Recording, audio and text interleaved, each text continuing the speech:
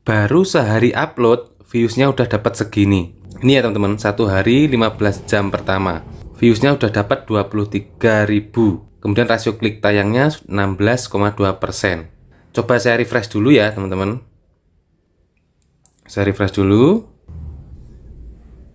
Nah, ini teman-teman ya. Kok bisa sih baru upload tapi viewsnya udah dapat segini banyak? Padahal baru 1 hari ya, viewsnya udah 23.000. Gimana sih cara uploadnya? Nggak pakai cara aneh-aneh kok teman-teman. Semua akan saya kupas tuntas caranya setelah yang satu ini.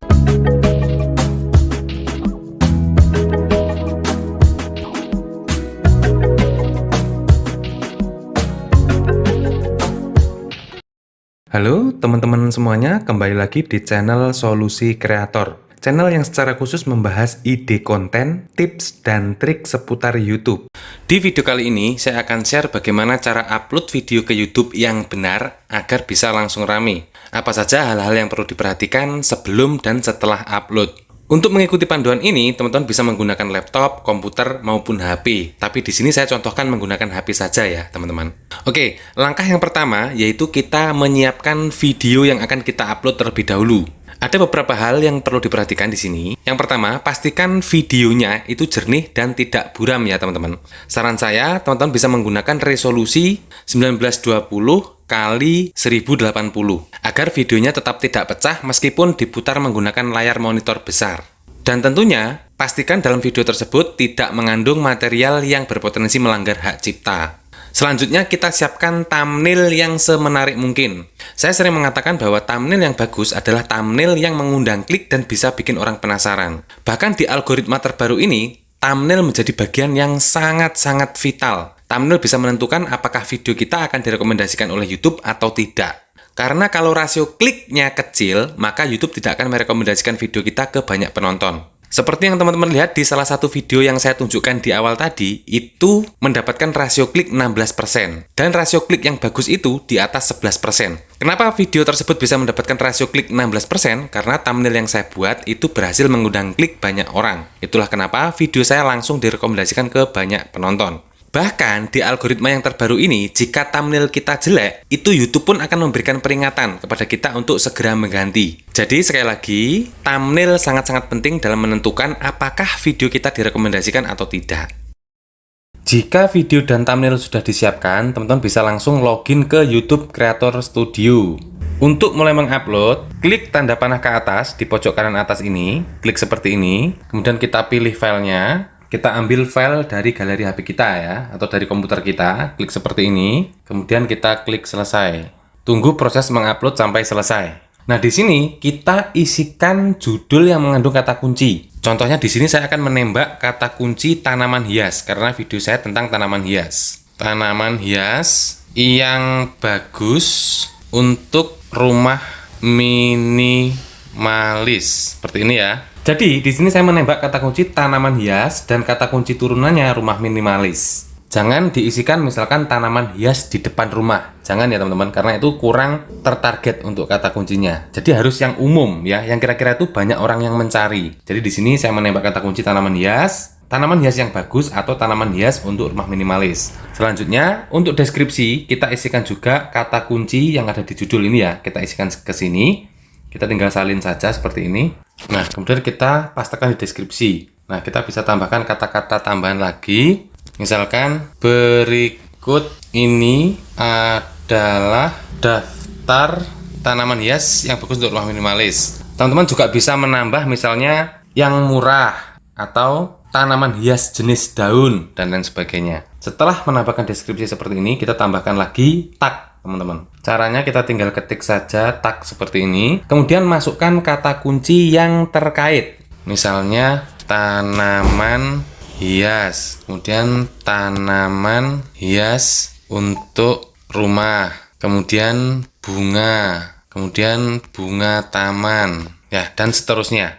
Jadi di sini deskripsi sudah, tagnya sudah, terakhir kita tambahkan hashtag teman-teman. Seperti ini caranya. Kita klik hashtag, kemudian kita tuliskan tanaman, kita pilih ya tanaman hias.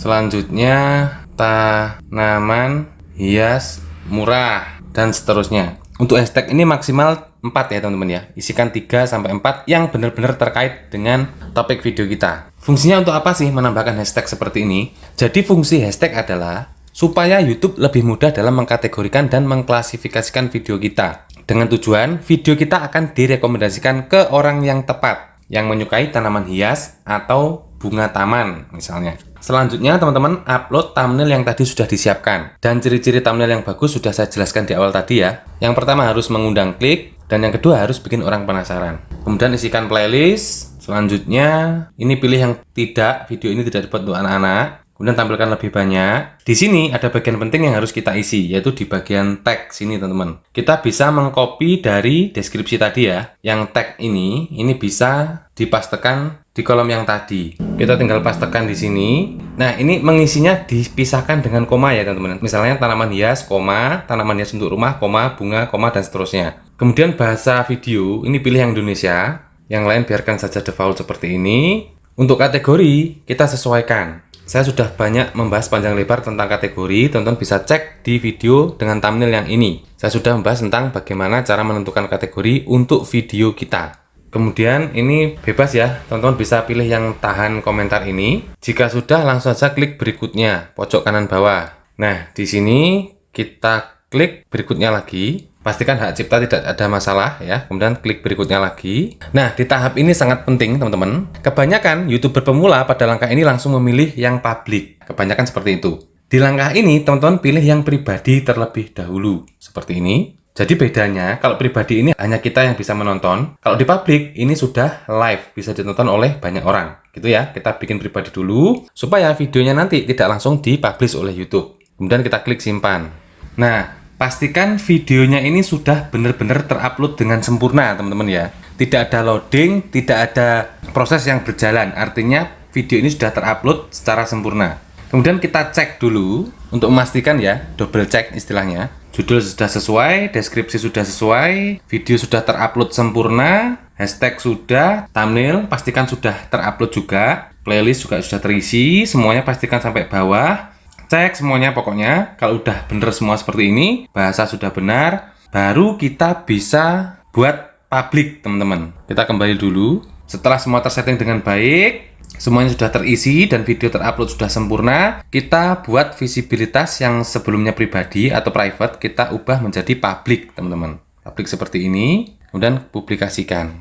Tunggu beberapa detik. Nah, ini sudah publik dan bisa ditemukan oleh penonton video yang baru kita upload ini. Kenapa tadi saya menyarankan untuk dibuat pribadi terlebih dahulu? Karena terkadang video ini masih posisinya belum terupload sempurna, teman-teman. Ketika di play itu videonya buffering gitu ya, loading. Nah, itu bisa mengganggu atau mempengaruhi algoritma YouTube. Jadi pastikan sudah terupload secara sempurna, deskripsi, judul, dan hashtag sudah terisi, baru kita buat menjadi publik. Seperti itu teman-teman. Dan ini adalah langkah yang selalu saya lakukan ketika mengupload setiap video. Dan tentunya untuk judul, kemudian thumbnail, itu saya meluangkan waktu khusus untuk benar-benar memikirkan. Pertama, memikirkan kata kunci yang harus saya sisipkan di judul, dan saya harus memikirkan konsep thumbnail yang benar-benar menarik dan mengundang klik. Seperti itu. Nah, ini adalah proses sebelum upload dan ketika upload. Masih ada langkah satu lagi yang perlu dilakukan, yaitu proses setelah upload. Apa saja? Promosi, teman-teman. Teman-teman bisa melakukan promosi di tab komunitas, kemudian di sosial media, kalau misalkan punya. Dan satu lagi yang paling powerful adalah promosi di forum. Bisa di grup Facebook, di grup Telegram, di Kaskus, di forum mana saja ya. Yang penting di situ ada orang yang berkumpul dengan minat yang sama dengan topik yang kita bahas. Misalkan di sini saya membahas tanaman hias, saya akan gabung dengan grup-grup tentang tanaman hias. Sebanyak mungkin grup saya ikuti. Kemudian saya promosi di sana. Itu ya, tapi untuk promosi di grup atau komunitas tentu ada aturannya. Kita harus patuh terhadap aturan tersebut. Seperti itu, teman-teman. Ya, sekali lagi, proses setelah upload yang harus kita lakukan adalah promosi. Untuk promosi kita bisa melakukannya di tab komunitas maupun di grup komunitas di luar YouTube. Saya mau disclaimer dulu. Cara yang saya share ini tidak akan terlalu berpengaruh apabila video teman-teman memang tidak menarik bagi penonton.